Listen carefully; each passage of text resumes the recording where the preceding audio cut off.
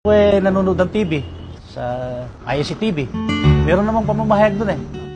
Nagkaroon ako ng idea. Paano maliligtas? Kung yun namang pinalalagyan mong relihiyon eh, hindi naman pala yun na ililigtas.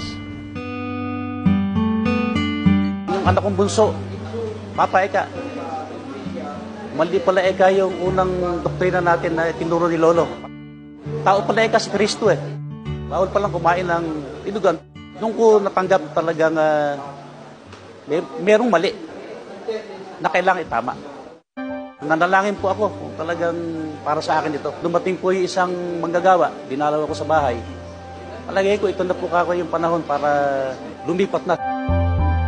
More than 30 years na po ako na pastor, kaya medyo kung titingnan po ni masakit. Masakit na umalis pero kailangan kasi nakita ko yung totoo eh. Siyempre, nakita mo ng mali, pagpapatuloy mo pa ba? Kasi ang dala-dala ko yung pamilya ko. Sa Iglesia ni Cristo, dadaan ka sa mga proseso. Talaga maselan. Gusto ko to dahil kasi makikita ko hanggang saan yung pananampalataya naming mag-anak. Kung talagang kami papasa sa INC, maganda ito.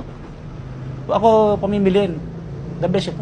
Ito ang pinakamahalaga. Kasi dapat talaga lutong-luto ka sa doktrina eh.